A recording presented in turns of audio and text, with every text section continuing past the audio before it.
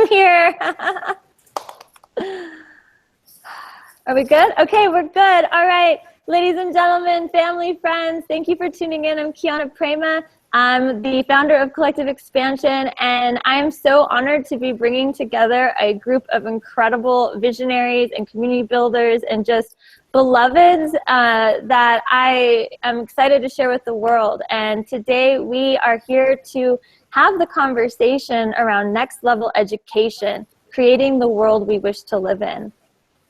And I am excited and honored and grateful to have Sister Jamaica Stevens of Lucid University joining us today. And with her, we also have Arthur Brock of Agile Learning Centers and Mikki Willis of Elevate. And I'm going to give each person here just a moment to share a little bit about who they are. But those of you that have joined in today, I want to just let you know that we're also broadcasting live from 2 locations today. We're on Lucidity Festival's page live, and we are also here on YouTube Live. So we want to have a conversation with you guys too. So we have on the YouTube Live a chat box, so please feel free to use that. We'll be keeping an eye on that and weaving your thoughts and ideas and questions into the conversation. And we also have an Indiegogo campaign that is running for Lucid University. And so when you're watching today, there's a little I button up on your screen on the YouTube page, and that will give you more information on that if you're interested to go check that out at any time. We'd like to get that shared out by as many people as possible. So please, at some point, if you're feeling inspired, take a moment and click that, share that through, and help us spread the word. That being said, Jamaica Stevens, could you tell us a little bit more about Lucid University and what this whole crowdfunding campaign is about? Yeah, you know, it's this constant iterative process of this community's evolution towards systems of regenerative living. And we have been running educational programs through the festival environment for these last 5 years. This is our final and 6th year of the story arc we built with Lucidity. And what's really come through is that it's time to go from the temporary villages we've been building from the festival environment into permanent place, and the kind of learning that can come from the immersive environment and having the time and the continuity for the real unfolding of the innate genius of each human to emerge, and creating the conditions and the processes and then the environments that allow for people to learn and grow. And I say people and students, and I mean intergenerational learning. I feel like that's an essential core of what we're here to promote, is a place to be and to unravel and to arrive back in our most natural state and in nature and with each other, and from that, let the conditions for learning emerge. Certainly one of many projects in an ecosystem of new learning platforms and opportunities, and some people here helping to facilitate that as well. So it's really an exciting time of coherence in what I think is a greater call for how we learn, not only as humans, but how we learn for the next era coming. Meaning I feel like the way that we learn now is for an era that has been, and at this shift point, it's essential that we have ways to bring people along into the skills and the artistry and the mastery for the world that's coming, the world that's emerging and innovating. And so it's essential that we have these places to prototype and model and show and learn together how we can better advance, for all sentient beings. So that's a really quick one. We're in the last phase of our crowdfunding, and definitely ready to sort of complete this wave so we can get to greater program development and infrastructure building at the Trillium campus, which is a property being purchased in Ashland as we speak. So that's a brief overview of what I'm holding in terms of that particular project. Thank you. Awesome. We'll talk a little bit more about Trillium and what some of the specific plans are there. I'd like to jump over to Arthur Brock and let Arthur share a little bit about you and Agile Learning Centers. Cool. Agile learning centers are places for self-directed learning for kids. Most of them are kind of K through 12, but ungraded. And school seems to be one of those domains. There are others where we have, I think, lost touch with the basics and made things way more complicated than it needs to be, because learning is natural.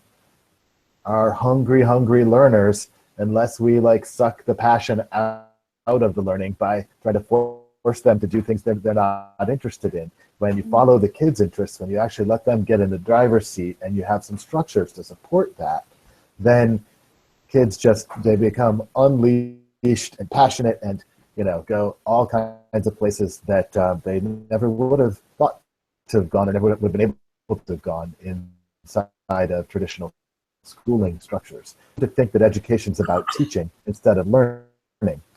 And so Agile learning centers are a kind of lightweight framework. I feel like we've kind of boiled it down to the basics of how to create a space where kids can learning and have a really healthy, thriving learning culture. We have some great culture hacking tools woven into the mix that really empowers the relationships, having really authentic relationships between facilitators and kids, and supporting it being a juicy learning environment. And there's a free starter kit that you can download, agilelearningcenters.org. And because of that, they're spreading really quickly. We've been more than doubling the number of Agile Learning Centers every year since we started a handful of years ago. So I think now there's somewhere around 20 Agile Learning Centers. It's actually gotten very hard to keep up. We just found out about one in Sarasota, Florida that has been operating all fall, but we didn't find out about it until they joined the network just a few weeks ago. And there's one opening in Montreal in January, and coming up all over the place very quickly right now, including Ashland, where you just started one just a few weeks ago also. Yeah, including Ashland. Yeah. We've got the Rogue Valley ALC, which is open. And in fact, what's behind me, this is, it's a community painting that's happening of our logo here. This is our version of the Agile tree, which has become our logo. So Arthur, thank you so much for this work. It's really beautiful and profound. And it felt like such a gift to come to Ashland and learn about this. So it's been a really beautiful way for me to plug into this community and really be in this world of next level education. So thank you for. Okay, and Mikki Willis, last but not least, we've got Mikki Willis. He's Elevate founder, and you may have seen him on the internet this year as he went viral as a #RadDad for his home videos with his son Azai. Mikki, I would love to hear from you and what's happening at Elevate these days. Yeah, thank you so much, Kiana. We are really busy, particularly right now. We're gearing up to head to Standing Rock, North Dakota, to supply some media production for everything that's happening there, and to be involved in a Thanksgiving blessing and prayer that's happening with the natives. And so that's the most immediate thing right now. But my number one job, of course, is being daddy. And you know, I've been having a blast doing that. And now that I get to integrate my boys and my family into some of our videos, it's been really amazing. But we've just started a new movie that we're fast tracking because it has to do with the revolution and the next generations. And we have a new TV show that we're super excited about with some truly amazing people that we're also fast tracking because of the state of our world right now. We are understanding that it's time for solutions. There's a lot of problems in the world right now, and a solution to every problem exists, but not many of them are you know, reaching the audience. And so we're working very hard and fast to bring some of these incredible light workers out into the mainstream through some very commercial projects, through some of the major networks. Elevate's finally getting involved in television, which I've wanted to for years, but I don't think that it was really ready for what we want to say. And And I think now that the world is looking for alternative stories, that we finally have an open doors now to do our work on a much larger scale. So we're just now stepping into that. It's a very inspiring time. Amazing. Thank you, Mikki. That's so great to hear. You know, while we're here with you, Mikki, I would love to have you share a little bit about you're getting ready to go to Standing Rock, and I just commend you so much for that. I feel so much of our tribe is there, and so much of my heart and my prayers are there too. And as a dad and somebody who, you know, we're calling it through Agile Learning Center, this self-directed learning principle. You're somebody who I really honor and look up to as somebody who embodies that. And maybe you didn't have those words before, but just from being around you, I know that's how you parent. And these are, you know, trying times. There's a lot of tension that's happening right now. How do you have this conversation with your boys right now? How are you discussing with them the fact that you? Yeah, it's a very, very good question. And, you know, we kind of go organically with our boys. We've had the honor of working with a lot of great educators, and Azai goes, my 5-year-old, I have a 2.5-year-old and a 5-year-old, and he goes to a school that sounds a lot like Arthur's and what you guys are doing, where it's very experiential, and so we have made arrangements to have him there because it coincides with the way that my wife Nadia and I teach, which is very experiential. Really, we believe in real world experience. We don't shield our boys from what's happening in the real world. We let them experience things in a way that, you know, for instance, Azai last year became very curious about homelessness because I was trying to explain to him that there's some people who actually don't have what we have here. And we'll use technology sometimes. We'll go on YouTube, and because he said to me one day, he said he was starving. And I said, you're hungry, but you're not starving. And he said, no, I'm starving. And I said, let me actually show you what starving looks like. And so we use technology, and we go on and we look at photographs of boys and girls that are actually in a situation where they are starving.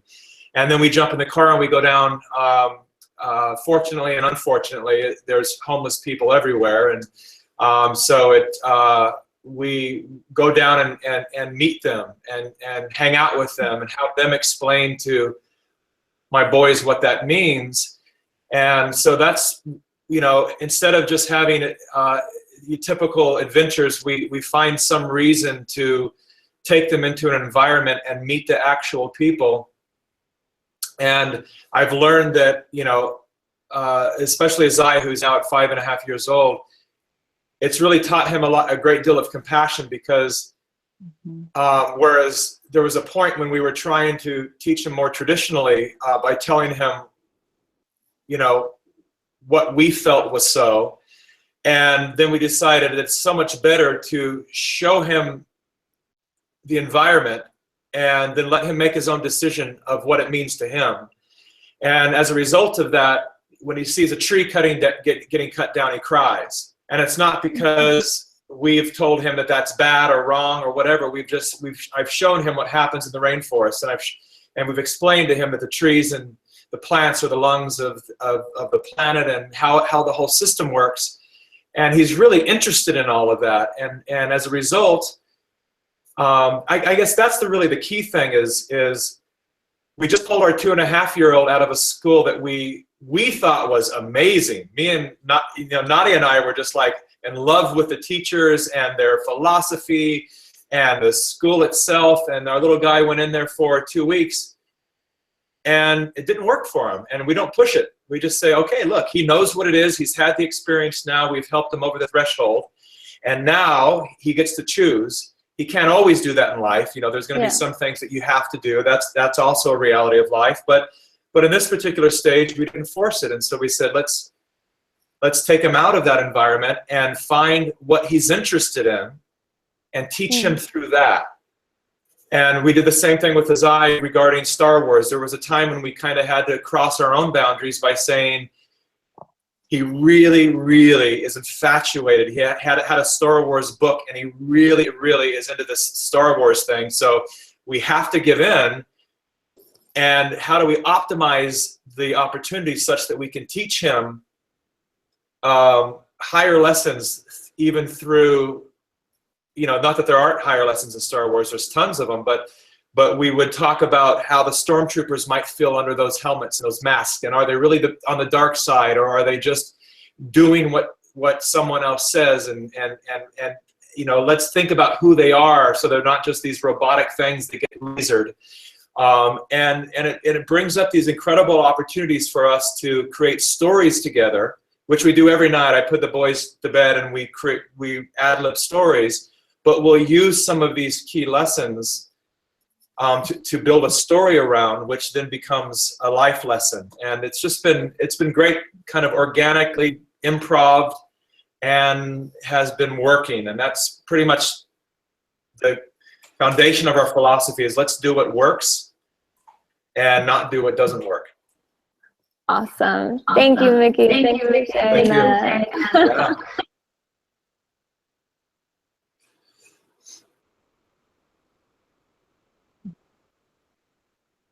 I'm so happy that that's what I'm providing over children in that way, through facilitation and giving them really good tools so that they can move through their interests and explore their interests, and then start to focus that energy and interest into creating and completing projects. And I love that you mentioned about having to kind of cross your own boundaries, or let go of some of your beliefs maybe, to meet Zai where he was at with his interest in whatever the Star Wars or whatever is. And I've seen that with our kids as well. And Arthur, I think you have a pretty interesting story with your son and Minecraft, right? I guess I feel like I'm an advocate for youth and digital media, because I love digital media, and I'm watching these kids who are really genius and get into something, but they're really creating something. And I believe that something that they're creating is the future. And I wonder if you might not. Yeah, a lot of the kids go a little crazy in Minecraft, or have gotten into it pretty deeply. I know my son was way more into than even just in sort of building physical things. He got the kind of electronics side and programming side, meaning building electrical circuits in Minecraft, things that actually, did things, that changed things. He started building logic gates and sort of computer processor parts in Minecraft, like the logic of computer processors there. And it was one of the things that kind of pulled him into programming a little bit as well, was wanting to customize Minecraft. And he now programs in at least a handful of languages, and teaches both other kids in school and teaches some kids and adults outside of school in the community. He's really excited about his programming gigs. His programming teaching gigs.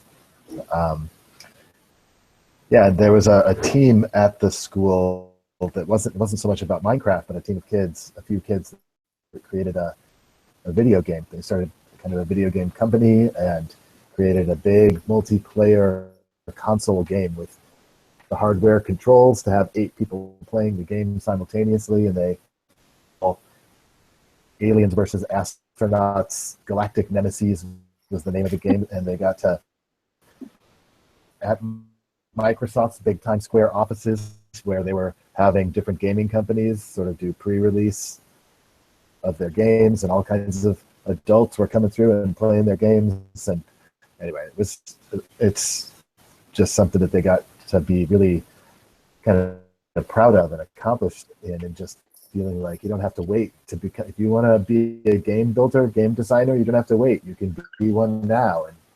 And it was featured at the New York Maker Faire the next year, and it's cool stuff. Yes. Kids get into it. that. That's so awesome. How old was that group of kids that brought that program? Timothy's 12 now. He was 9 when he was first working on the game. He was programming a lot of the kind of game interaction, like the actual battling between astronauts and aliens. There was an 8-year-old who programmed most of the physics of the game, and a 15-year-old who did most of the graphics and the hardware. So that's amazing.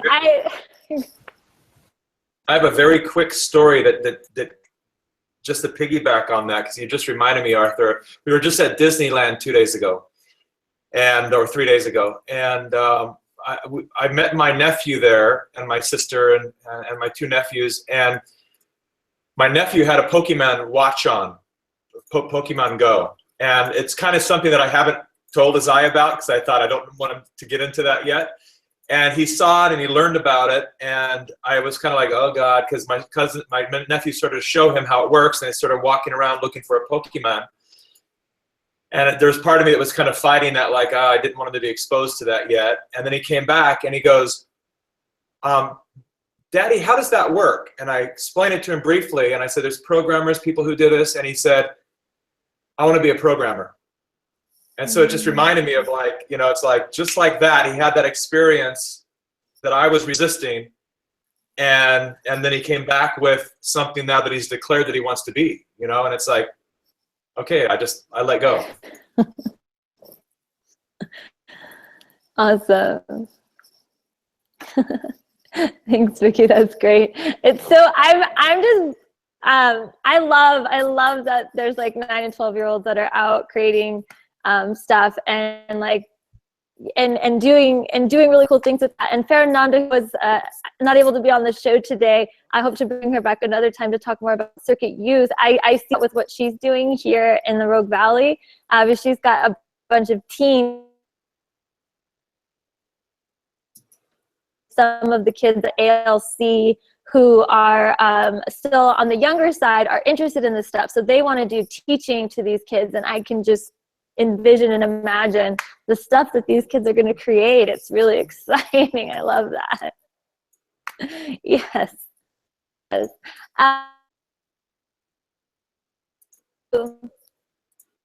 little bit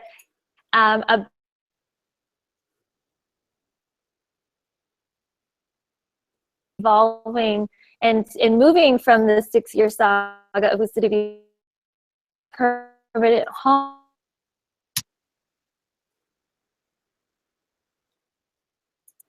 And how do some of these principles that we're talking about in the self-directed learning, how is that going to show up at Lucid University?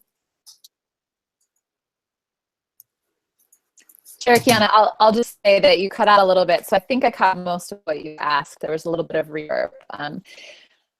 Essentially, the 6-year story arc with lucidity is exploring the mythos of essentially the hero's journey. And, you know, starting with this sort of internal understanding and universal understanding, and then world understanding, and kindred, the quest of finding your people, you know, and the crossroads, the choice points. And we're really at that mark. It's fascinating how they wrote this story arc and started producing these events.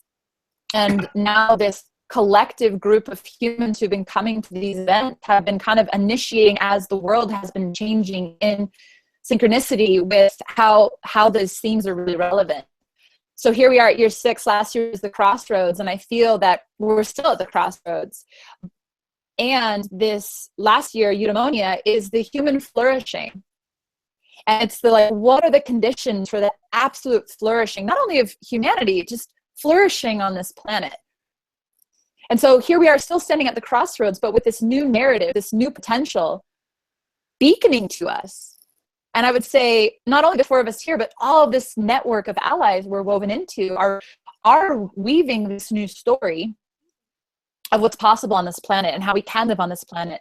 And so as we stand, especially these times we're in right now, it's so relevant that we are standing in some incredible choice points. However, I feel like if we don't show what's possible and what's coming, we don't allow for people to explore and discover a different system, then we won't necessarily, if we don't spark the imagination of what's possible and then find the practical applications and ways to ground that, we may not get to the whole human flourishing or the whole planetary flourishing. So I feel like what we actually knew secretly a couple of years ago was the next phase of a 6-year story arc of this temporary village. The thing I'll say about what I ask about the hero's journey is what comes next? What's the next cultural narrative? We've been playing out the hero's journey and the warrior and off and the conquest and all that's learned from that. There's valuable lessons, there's tragedy, there's the triumph. That human story arc in my heart feels like we've played that story out and now we need a new story. And so to me, and it's just my interpretation, is next archetype is the sage. It's the teacher, it's the mentor, it's the wisdom keeper, it's the village builder who comes and returns home actually with that worldly experience and now can build something of substance and begin to pass on the lineage of information. Because right now, part of what I'm seeing is the gap of the intergenerational connection. We're losing wisdom, even as we're gaining new wisdom. And so I'm a really big advocate of the ancient and the future uniting. So in all the ways that both of you guys just expressed, so there's this future and this all these potentials, and these young ones coming in are rapidly actually accelerating their capacity and understanding to interface with the world and to become, therefore, much younger, a part of its direction. They sit with us, directing the course of what will happen on this planet, which is perfect because they have the most at stake, quite frankly. They're the ones that are going to be here the longest, and for them to have that invitation to come and help shapeshift in these crossroads times, not wait until we kind of do our thing and then we're going to hand it to them and let's make sure and hope that maybe we didn't mess it up even more than the last however many generations. It's no, we are the generation on this planet right now, and we need the collective wisdom of all the ones that have been, and we need the inspiration and innovation of the ones that are coming in. And we need to ground that in modeling what's possible, not only in infrastructure and technology and business, but also in relationships and community and the way that we relate and we interface and we grow as human for our whole lifetime. And so part of what we knew was that after the 6-year story arc, we knew we had grounded on the village. We knew that our ethos was that coming to the festival one time a year was not a fair expression of the convergence of all the wisdom that was being shared in the festival environment. And all of the learning we were doing by iteratively building, a 6,000 person container for a weekend experience. We realized the village, what was next. And the whole ReInhabiting the Village project, was birthed from that. And that was the templates and the models and the story and the culture of returning to a concept of being more interdependent and more regenerative and more inclusive, with greater ways of relating that help us maybe arrive at the conditions for this human flourishing. But we also need these practice spaces. It's not always enough to only hear the message, but from the message, be inspired to how you can integrate that into your everyday life. And so I think these beautiful models of how we can not only bring the new generation into this potential, but kind of unlearn and relearn the generations that are already on the planet. We are one generation of human species currently here. We all together need to be learning and relearning and unlearning for the world that's coming. And so the shapeshifters of this one, I think we need those practice spaces. And for us, the Trillium campus, so this beautiful 40-year lineage of an eco-village and retreat center that's deeply rooted in community of place there in Ashland, we are being gifted by the stewards. They say, you are the group to carry this on. So there's this intergenerational knowledge of what they've already built and crafted as this community. And they're really saying, you are the stewards and we want to help you. We aren't just selling it to you. We want to gift to you our knowledge and wisdom and invite you to step in and shapeshift the next, era of this beautiful 40-year, permaculture eco-village and make it yours. And that kind of wisdom of the eldership saying, we're right here with you. We want to come back. We're keeping a plot on the land to be able to still be here. It's time for us to do other things. We want to get back in our creative self. It's your turn to steward this and to bring the younger ones into that. So there's just real beautiful, all the codes of the world coming are in these projects. And, you know, to build a school there, it's been a school already. We're just continuing really a legacy. But we're doing it in the way that is relevant to what is current now. How do we emerge together now? Because we have to make these choices very, very quickly about how we want to live on this planet.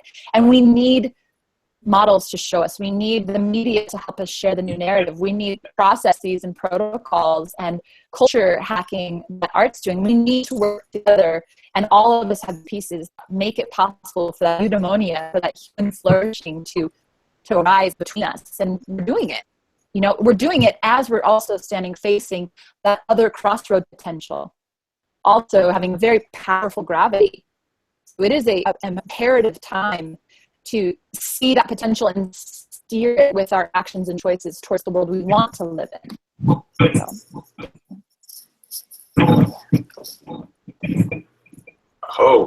Oh, yeah. I think we lost her. That was so complete for me. Wow. Yes, yes, yes, yes, yes. Thank you, Jamaica. Beautiful. It's 333. It's like such a divine moment to receive. Then. So I guess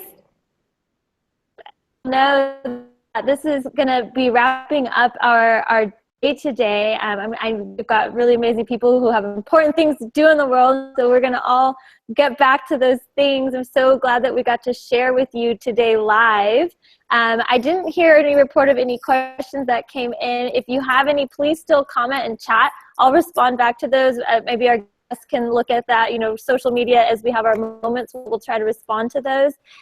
And also remember that we are raising funds at Indiegogo for the Trillium Project to bring Lucid University home. We've got eudaimonia happening. We're celebrating all of creation with Lucidity Festival this year, and we are landing Lucid University in its home in Trillium. So right now, I believe that we're around 56% funded, and we are teaming up with a group called Protectors Alliance, who are tackling on a compost toilet project at Standing Rock, helping to create solutions out there without the need for porta potties and chemicals. And what we're doing today on the Indiegogo campaign is 20% of all of the funds that come in today are being shared over to Protectors Alliance to support them. So if you are inspired by this, if you want to see more of this kind of immersive transformational education happening, the peak experiences that we experience at a festival actually being a place that is there and available year-round, helping to educate our youth, our learners who are coming up experiential learning, then please go support over there. Again, 20% of all funds being raised are going to Standing Rock for today. And we are launching an Instagram contest over at the Lucid University Instagram channel. And you go over there and play the game with us, and you can win a bundle. We're giving away a ticket to Lucidity Festival, as well as a ticket to the land warming campout celebration at Trillium. So this is your opportunity to both make the project happen and come and celebrate us with us when we get there. So again, thank you everyone for being here. So much love to you. And that is it for today. Blessings. Thank you. Thank you, guys. Thank you, guys.